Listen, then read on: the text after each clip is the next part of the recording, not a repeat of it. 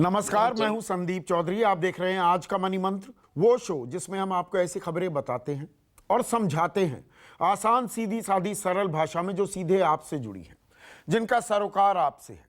News that you can use and news that you should and ought to use, क्योंकि ये आपकी नौकरी, आपकी आमदनी, आपके खर्च, आपकी गृहस्थी, आपके बाल बच्चों और देश की अर्थव्यवस्था से जुड़ी खबरें होती हैं।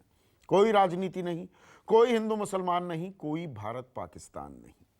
और आज की खबरों का विश्लेषण करने के लिए हमेशा की तरह मेरे साथ वरिष्ठ पत्रकार सिद्धार्थ सिंह हैं।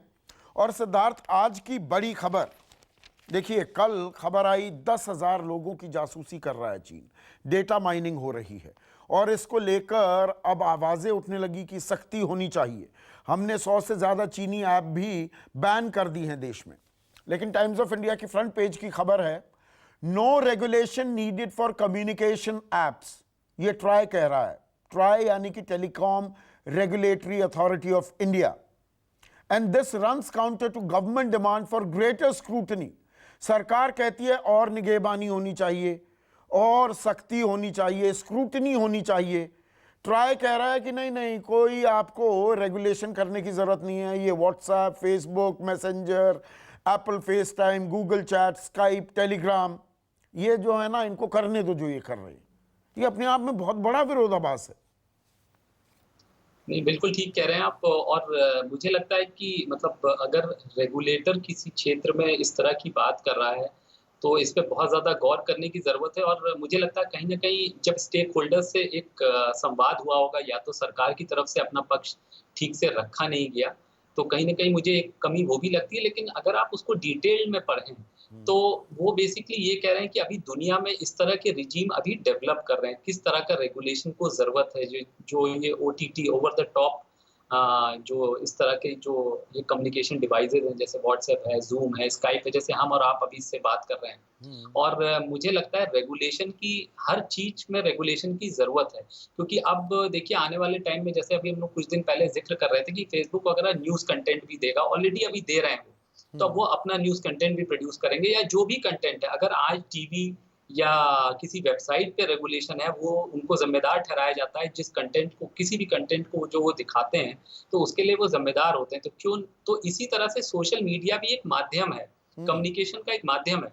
तो बड़ी बेसिक सी बात है कि इसका भी रेगुलेशन होना चाहिए। अब किस तरह से होना चाहिए, कितना हद तक होना चाहिए, ये देखने वाली बात है। और हमने हाल-फिलहाल में देखे हैं कुछ ऐसे बड़े इंसिडेंट्स हुए हैं कैसे, जो व्हाट्सएप पे मैसेजेस फॉरवर्ड हो गए। अभी बॉम्बे में हमने देखा, किसी व्यक्ति के साथ कुछ जो है, जो एक नेवल ये ऑफिसर तो थे, उनके खुद साथ संचार दुर्व्यवहार मंत्री, हुआ। Telecom and IT minister Ravishankar Prasad ने पिछले साल भी कहा था कि भाई ये आतंकवादी ताकतें, फिरका परस्त ताकतें इसका इस्तेमाल करें तो कुछ कानून होने चाहिए।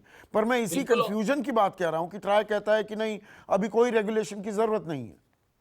जी, शायद ट्राई, मेरे ख्याल से अगर हम लोग डिटेल में पढ़ें, क्योंकि कुछ लगता है मुझे, एक तो हेडलाइन जो जिस तरह से स्टोरी को लिखा गया है, मुझे लगता है कुछ वो भी मतलब ना एक सेंसेशनलाइज़ करने के लिए स्टोरी बिक जाती है, या आप नज़र में पड़ती है। क्योंकि अंदर अगर आप थोड़ा-सा डिटेल में जाएँ, तो उन्होंने शायद यही कहा है कि अभी हमको स्टडी करने की ज़रूरत है, दुनिया में और किस तरह के रेगुलेशन डेवलप हो रहे हैं।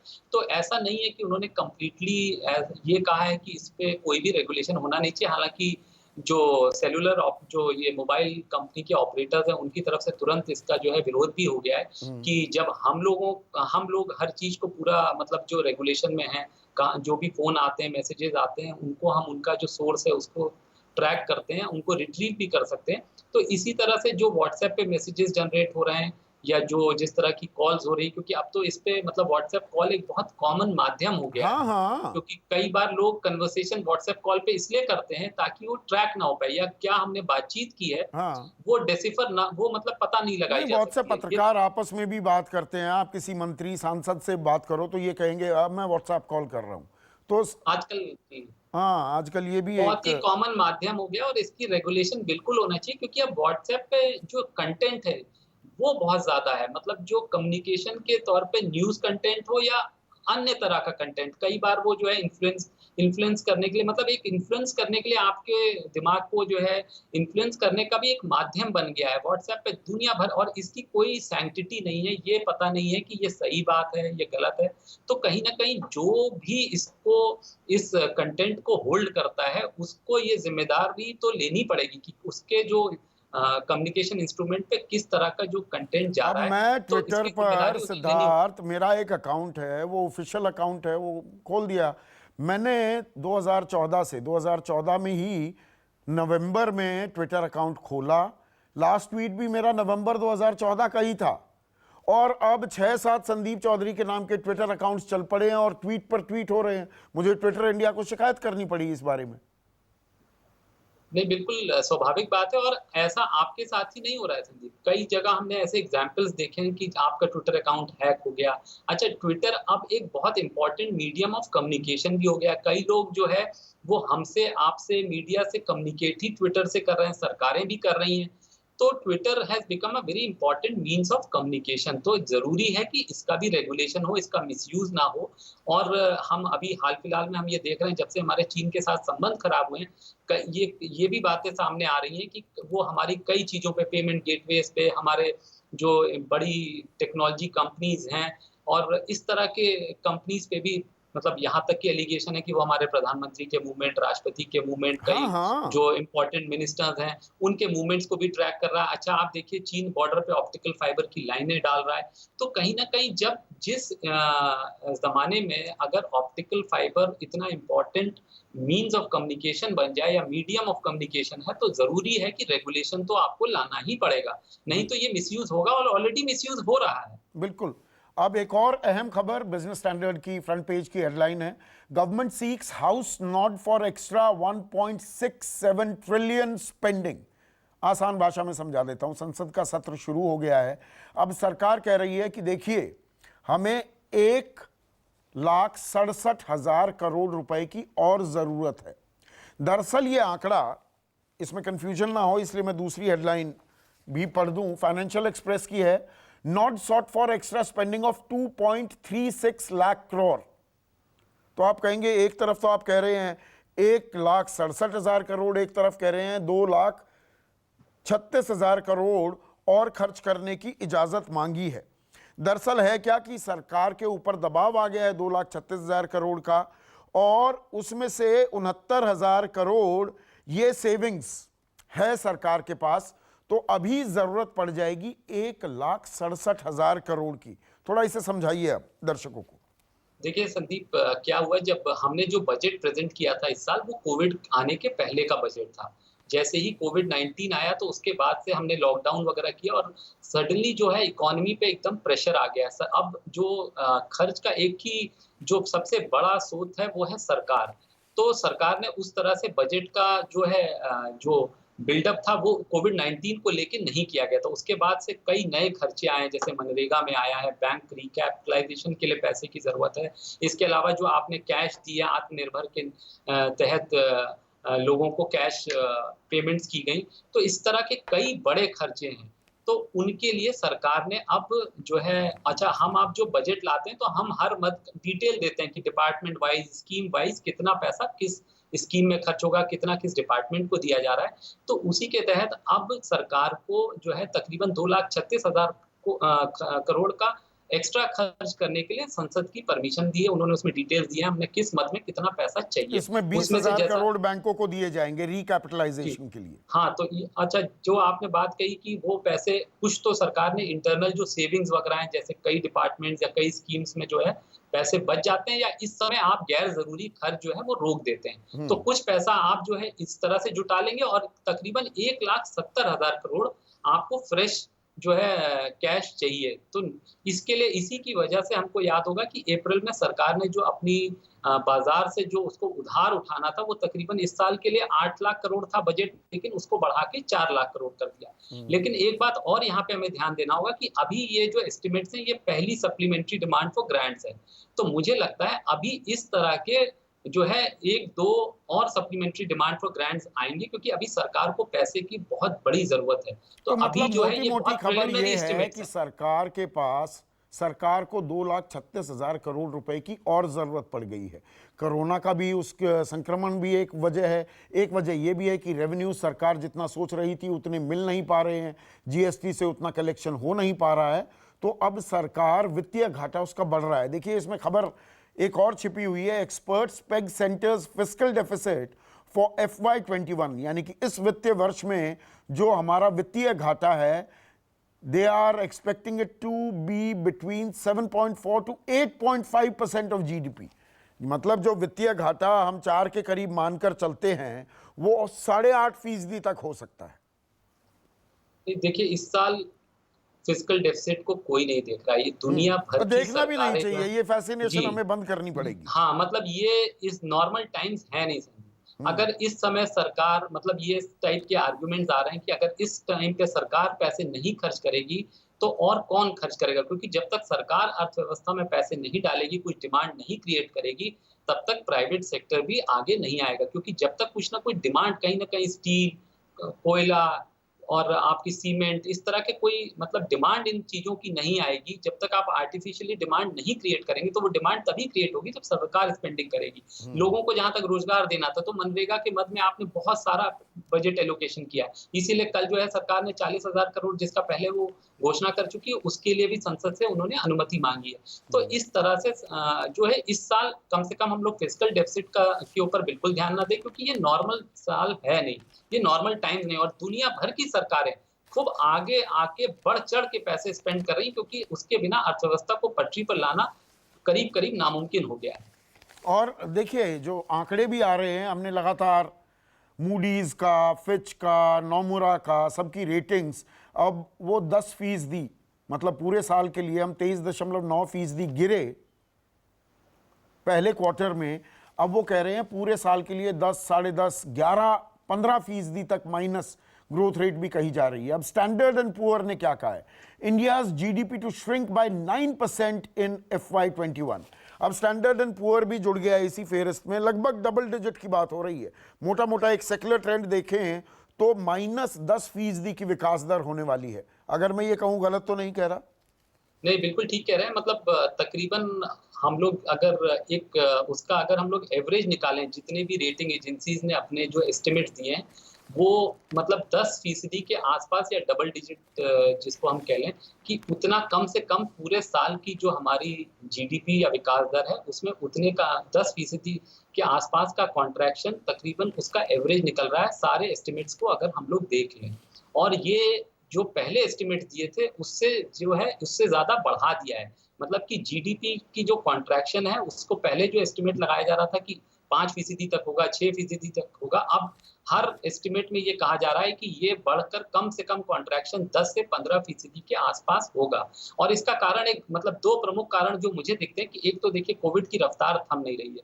तो बिल्कुल ये वाजिब है कि अर्थव्यवस्था जो है पूरी तरह से किसी ना केवल दुनिया में, भारत में भी अर्थव्यवस्था को जो है आप कितना भी कोशिश कर लें, वो रफ्तार नहीं पकड़ पाएगी, या जो नॉर्मल उसकी जो एक गति है उसमें वो उसको नहीं मिलेगी।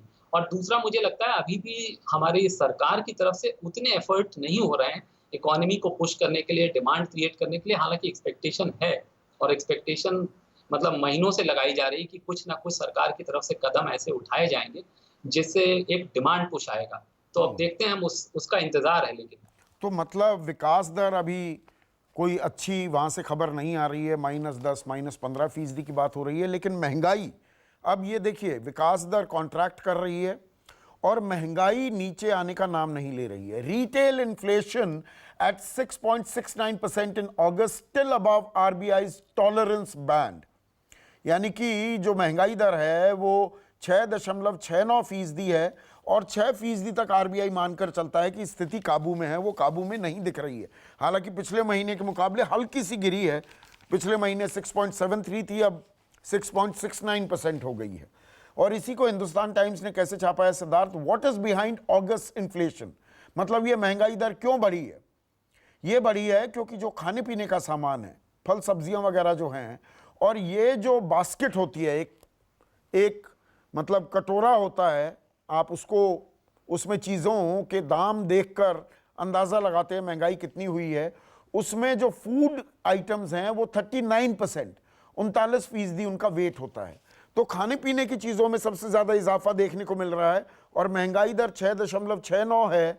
तो मतलब खाने पीने की चीज़ों की महंगाई दर हम बड़ा कन्वीनियंटली मान सकते हैं कि लगभग 9-9.5% है। सिद्धार्थ, देखिए, ये लोगों पे एक दोहरी मार पड़ रही है। जैसे कि अभी हमने पहले बात की कि जो है विकास दर गिर रही है, कॉन्ट्रैक्शन हो रहा है, मतलब लोगों के पास कामकाज नहीं है और उसके साथ-साथ महँगाई की भी मार पड़ रही है लोगों के ऊपर। और ख़ासकर जो बेसिक गुड्स हैं, मतलब खाने-पीने की चीज़ें जैसे कि फल, सब्ज़ी, आप जो है आपकी दाल या तेल, जो खाने दूध, के तेल होते हाँ। हैं जी, फ्रूट्स जैसे फल-वल की जैसे बात की, मीट, हम्म, मुर्गा, अंडा, तो जो एक बेसिक आपके जो रोज़मर्रा के खाने के आइटम्स हैं और ये मार आपको अभी ये नहीं है कि 1-2 महीने से पड़ रही है। अगर आप बारीकी से देखें इस डेटा को तो ये तकरीबन पिछले साल सितंबर से हम्म, फूड इन्फ्लेशन लगातार मतलब जो है 9%, 10%, बीच में 14-15 तक भी गया है। तो हम्म, और यही कारण है कि आरबीआई ने जो है इंटरेस्ट रेट्स पिछली जो उसकी मौद्रिक नीति थी या मॉनेटरी पॉलिसी जो अनाउंस की थी उसमें इंटरेस्ट रेट्स को होल्ड करके रखा, क्योंकि ऐसा माना जाता है कि अगर इंटरेस्ट रेट्स बहुत नीचे लाएँगे आप, तो ये महँगाई दर को काबू करने में आपको सफलता नहीं मिलेगी। और ये आरबीआई ने भी इस बात के संकेत दिए कि इस साल अक्टूबर के बाद ही कुछ महँगाई दर घटेगी, लेकिन वो भी इसलिए घटेगी क्योंकि पिछले साल भी महँगाई ज़्यादा थी। तो हम्म। पिछले साल चूँकि ज़्यादा थी तो अब इसके कंपैरिज़न में आपको लगेगा कि महँगाई दर घट गई है। लेकिन ऐसा असलियत में शायद नहीं होने जा रहा है और ये महँगाई इसलिए भी ज़्यादा मतलब इसका जो ज़्यादा घातक है या ज़्यादा नुकसानदेह क्योंकि लोगों के पास इस समय लोगों की तनख्वाहें कम हो रही हैं, लोगों की नौकरियाँ जा रही हैं। और मतलब इसलिए प्याज में तो प्याज की कीमतें यकायक इजाफा जो हुआ है, तो एक्सपोर्ट्स पर, निर्यात पर पाबंदी लगा दी गई है।